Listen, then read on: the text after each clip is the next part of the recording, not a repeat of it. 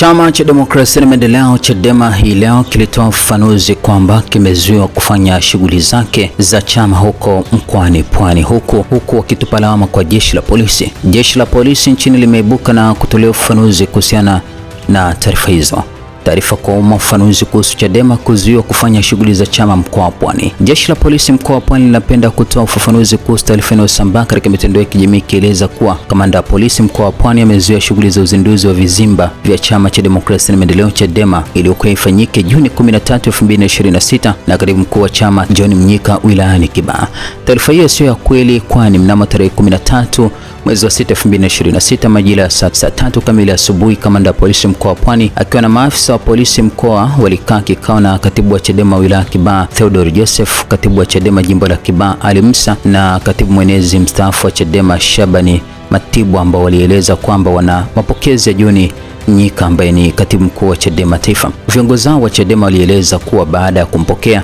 wataongozana naye kwenda kuzindua matawi ya Loliondo, Picha Ndege, Kongowe, kwa Mfipa, kwa Mathias na kukagua jengo la makao makuu ya Chadema jimbo la Kibaha linalojengwa huko mtaa wa Kigongoni Mkuza, na baadaye kuhitimisha kwa kufanya mkutano wa ndani huko mtaa wa Jamaika wilaya ya Kibaha. Baada ya kueleza hayo, walielezwa kuwa wakiendelea na taratibu hizo, lakini wasifanye shughuli nyingine kama vile mkutano wa hadhara kwa sababu hawajawasilisha taarifa kufanyika mkutano wa hadhara kwa mkuu wa polisi wilaya Kibaha kama sheria ya vyama vya siasa sura ya 258 kifungu cha 11 kifungu kidogo cha pili inavyoeleza. Taarifa zinazosambaa kwenye mitandao ya kijamii kuwa umezuiwa kamanda wa polisi mkoa wa Pwani kufanya shughuli za uzinduzi wa matawi sio za kweli, bali ni za kutaka kuzua taharuki zisizo na msingi kwa wananchi.